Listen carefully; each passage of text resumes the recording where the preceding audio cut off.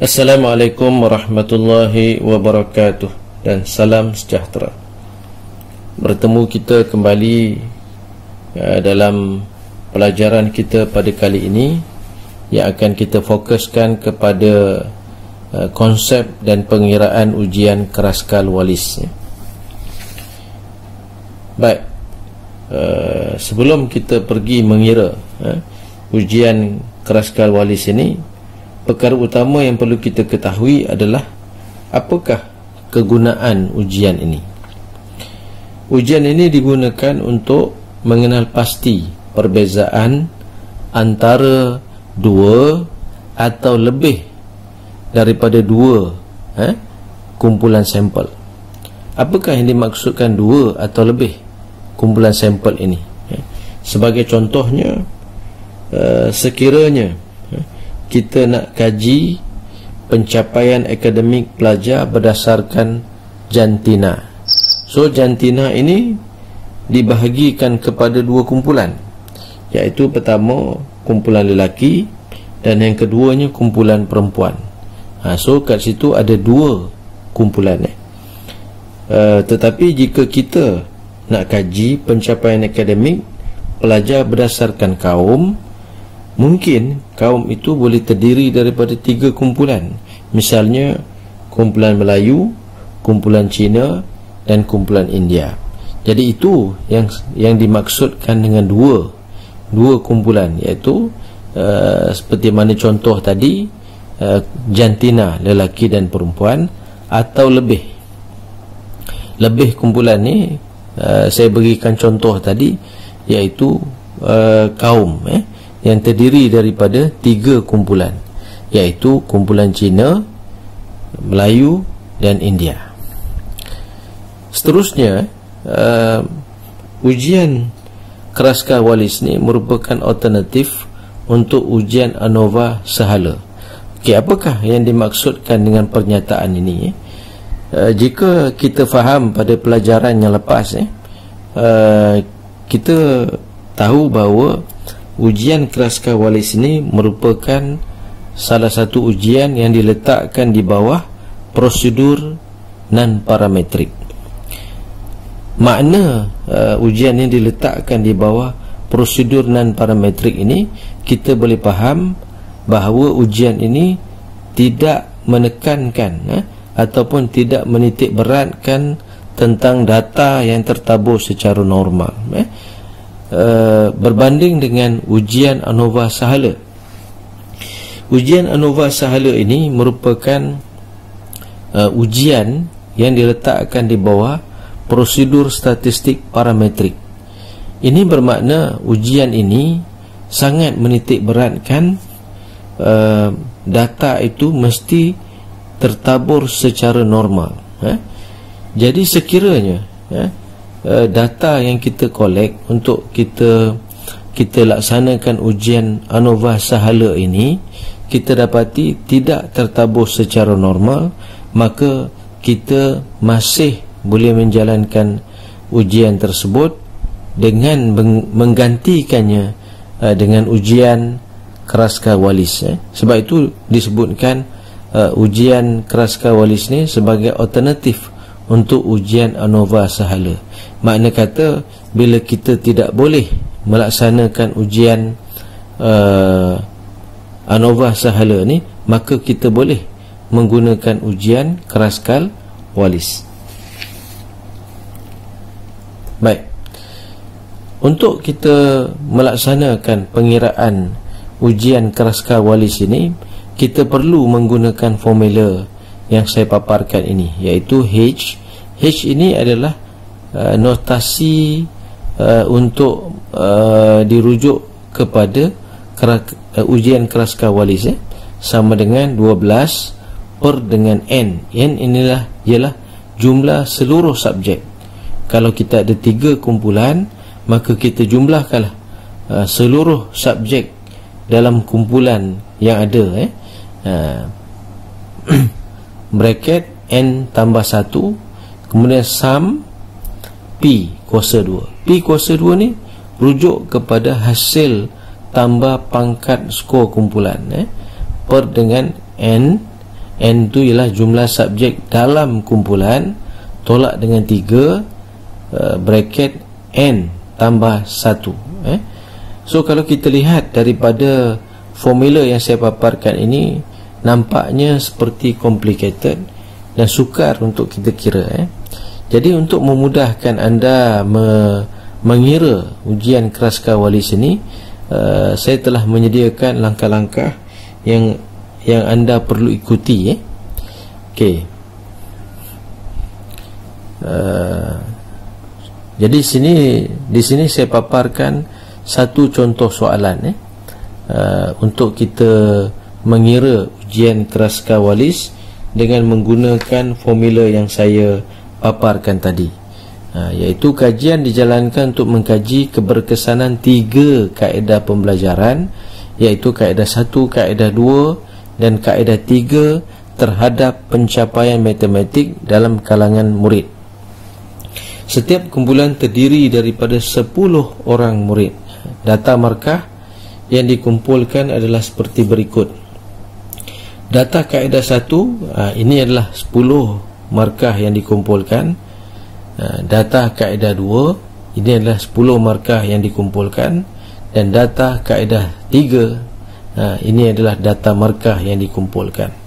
Daripada kajian yang dijalankan ini, kita faham bahawa kaedah pembelajaran ini merupakan pemboleh ubah bebas, manakala pencapaian akademik ini kita boleh faham dia merupakan pemboleh ubah bersandar. Jadi di bawah pemboleh ubah bebas, iaitu kaedah pembelajaran ini, terdapat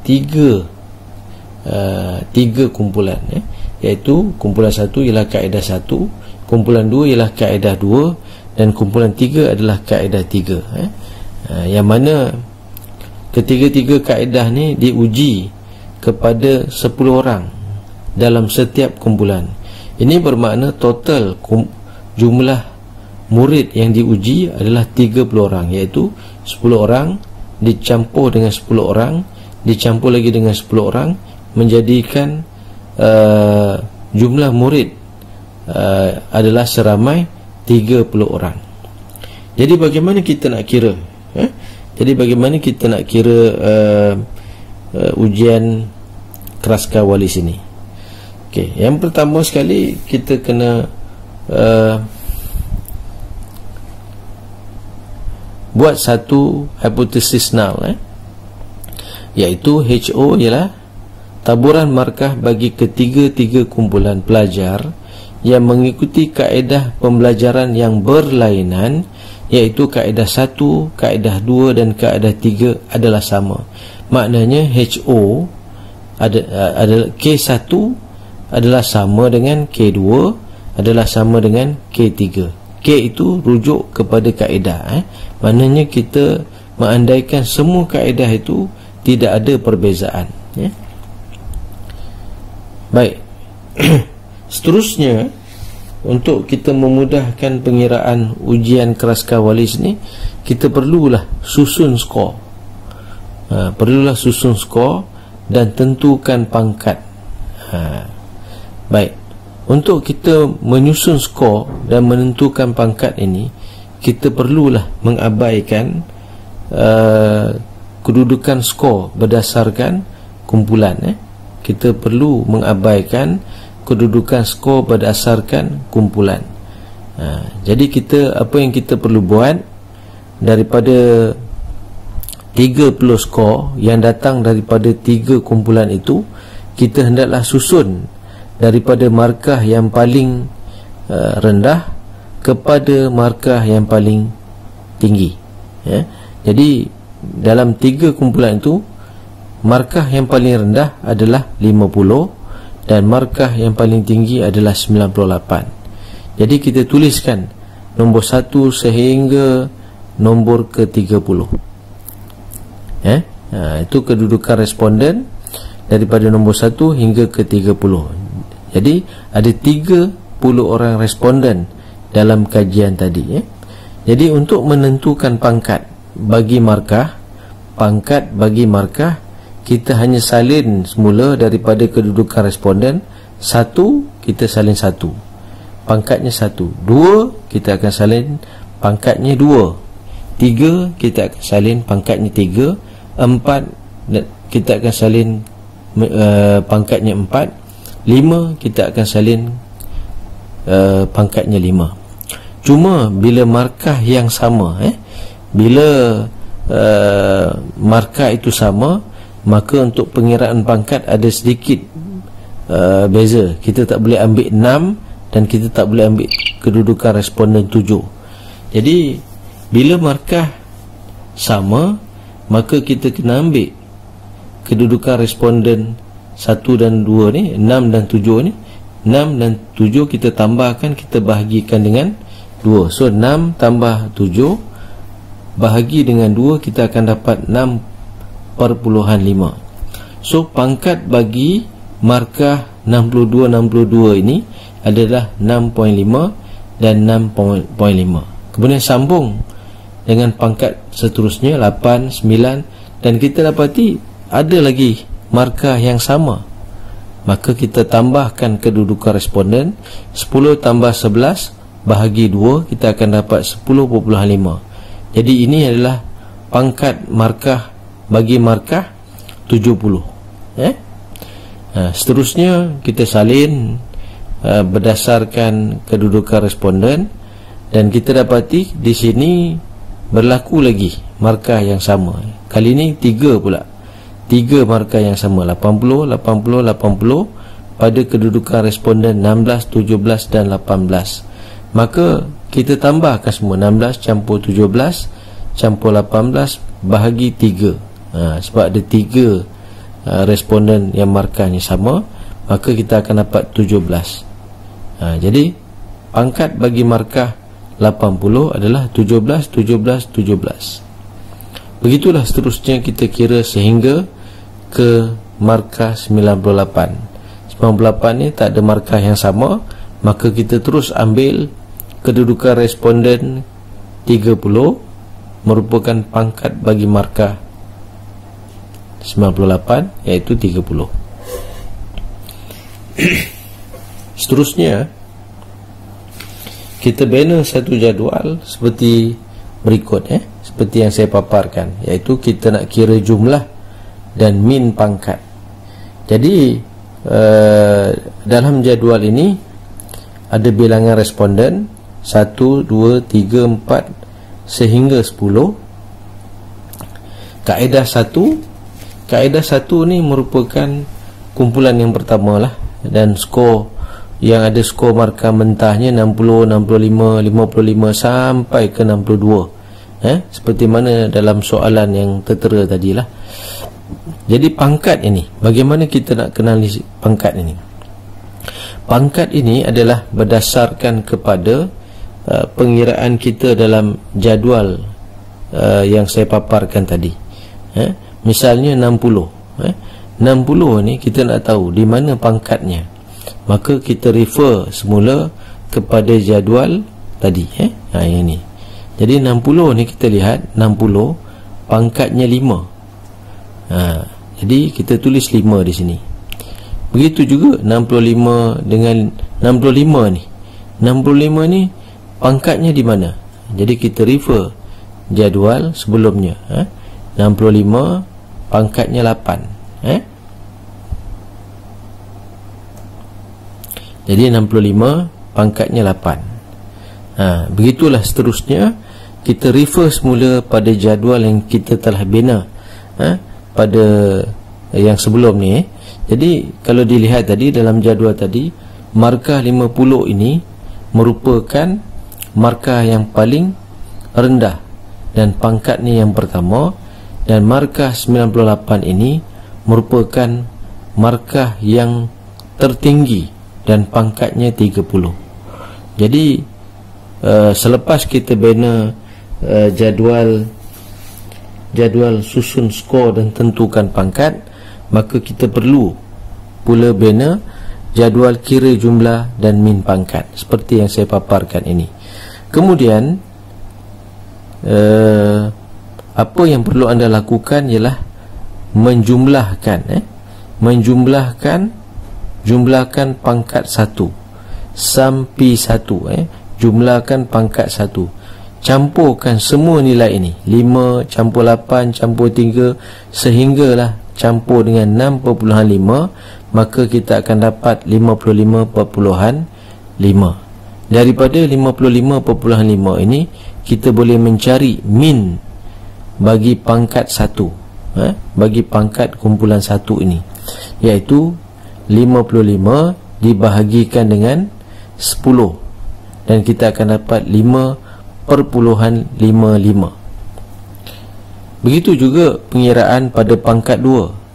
Untuk kita dapatkan jumlah pangkat 2 ini, kita jumlahkan semua 10.5 sampailah kepada 14, maka kita akan dapat hasil 167.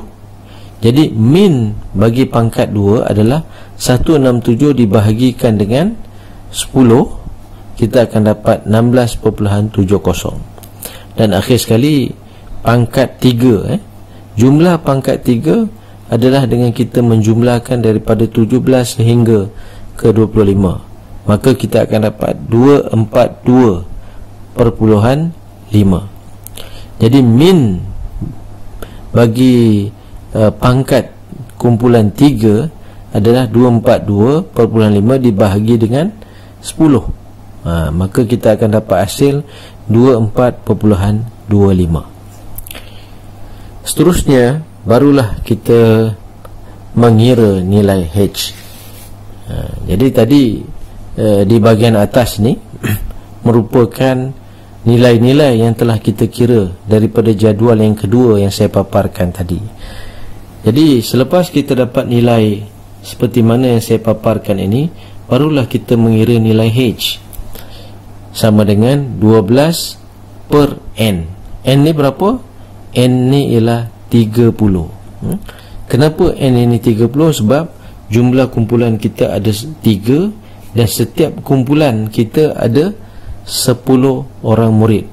Jadi 10 tambah dengan 10 tambah dengan 10 dia menghasilkan 30 orang murid. Campur dengan 30 orang murid tambah dengan 1 bracket. Bracket ini adalah sum pangkat. So dalam konteks soalan kita ni ada 3 pangkat, iaitu pangkat 1, pangkat 2 dan pangkat 3. Pangkat 1 nilainya ialah 55.5 digandakan 2. Pangkat 2 167 kuasa 2. Ini pangkat 2. Jumlah kepada pangkat 2 adalah 167. Kita pindah masukkan ke dalam formula, dan akhir sekali jumlah pangkat 3 242.5 242.5 kuasa 2. Semua ini dibahagikan dengan N. 10 bahagi 10 bahagi 10. Tolak 3. N ini adalah jumlah responden keseluruhan 30 tambah 1. Jadi yang ini kita selesaikan akan dapat 12 per 930. Semua nilai ini bila digandakan 2 akan menghasilkan 55.5 kuasa 2, dapat hasil 3080.25. 167 kuasa 2 27889. 242.5 kuasa 2 58806.25.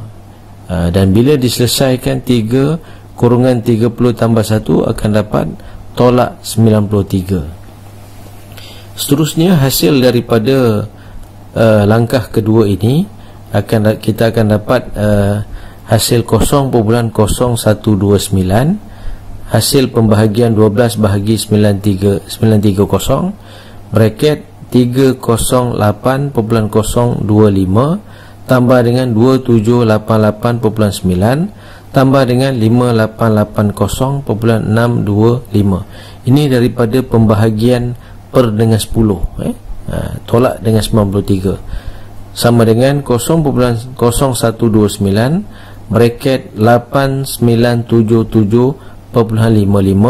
Ini adalah hasil tambah 3 nilai dalam kurungan ini, kemudian ditolakkan dengan 93. Jadi 0.0129 didarabkan dengan 8977.55 akan menghasilkan nilai 115.81. Kemudian ditolakkan dengan 93, kita akan dapat nilai 22.81. Ini merupakan nilai bagi H kira. Saya ulang balik, 2281 ni merupakan nilai bagi H kira. Seterusnya, selepas kita mengira nilai H kira, maka untuk kita bandingkan sama ada HO kita ditolak ataupun diterima, maka kita perlu terlebih dahulu kira nilai decay, iaitu darjah kebebasan, dan nilai H critical. Baik, untuk kita mengira nilai darjah kebebasan ni, kita perlu gunakan formula dk sama dengan K tolak 1. K ini adalah kumpulan ataupun jumlah kumpulan responden. Okey, dalam konteks kita punya contoh tadi, kita ada 3 kumpulan responden, iaitu kumpulan yang menggunakan kaedah 1, kumpulan yang menggunakan kaedah 2, kumpulan yang menggunakan kaedah 3. So ada 3 kumpulan, tolak 1, kita akan dapat 2. Jadi daripada darjah kebebasan 2 ini, kita refer lah kepada jadual chi-square. Ini jadual chi-square.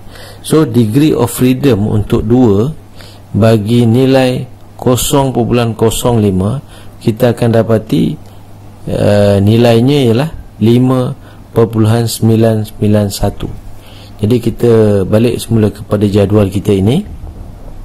Okey, selepas kita rujuk nilai kritikal ujian chi kuasa 2 pada darjah kebebasan 2 dan pada aras kesignificanan P sama dengan 0.05 tadi, kita dapati nilai H critical adalah 5.991 tadi.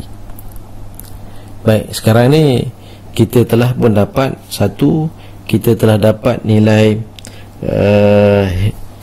H kira, iaitu 22.81, dan kita telah pun dapat nilai H critical, iaitu 5.99.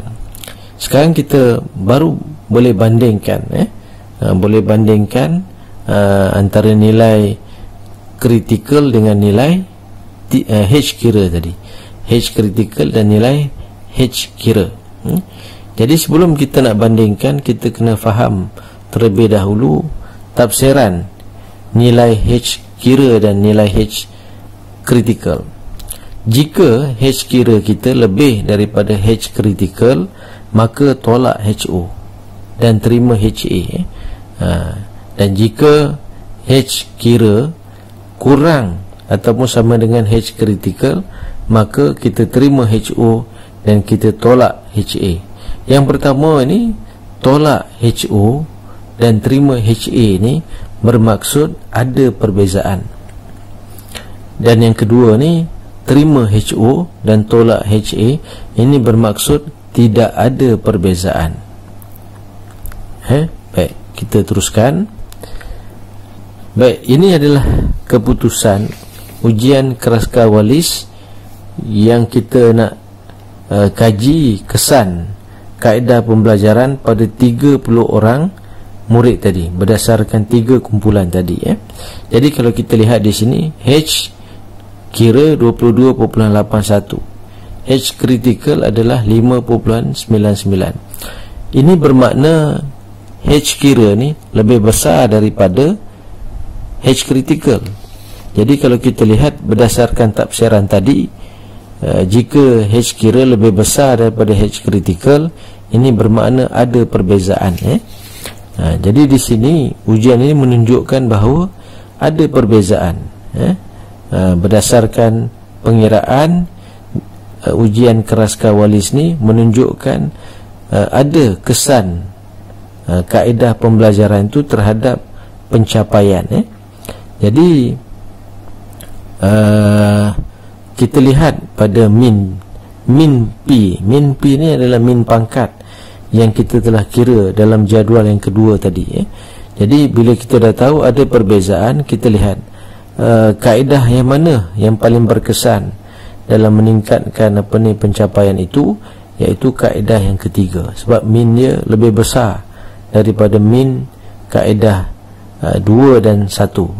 Jadi secara kesimpulannya kita dapati bahawa berdasarkan ujian Karaska-Wallis ini, kita dapati ada perbezaan, dan kita dapati juga kaedah 3 itu merupakan kaedah yang memberi kesan yang lebih baik daripada kaedah 2 dan 1. Jadi selepas kita membina jadual seperti ini, maka kita tulislah laporan untuk ujian Karaska-Wallis ini, iaitu dengan membandingkan nilai H kira dan nilai H critical dalam jadual 5.13, didapati nilai H kira iaitu 22.81 adalah lebih besar berbanding dengan nilai H critical iaitu 5.99. Maka hipotesis null ditolak dan diterima hipotesis alternatif. Ini bermakna terdapat perbezaan yang signifikan kesan daripada 3 kaedah pembelajaran terhadap prestasi pencapaian murid dalam mata pelajaran matematik. Keputusan kajian itu menunjukkan bahawa secara relatifnya pembelajaran menggunakan kaedah 3. Pembelajaran menggunakan kaedah 3 iaitu min pangkatan sama dengan 24.25 merupakan kaedah yang paling baik berbanding dengan kaedah 2 min pangkatan 16.7 dan kaedah 1 min pangkatan sama dengan 5.55. Jadi saya rasa setakat itu sahaja penjelasan ataupun penerangan saya tentang bagaimana kita hendak mengira ujian Karaska-Wallis. Semoga kita berjumpa pada pembelajaran yang seterusnya. Sekian, terima kasih.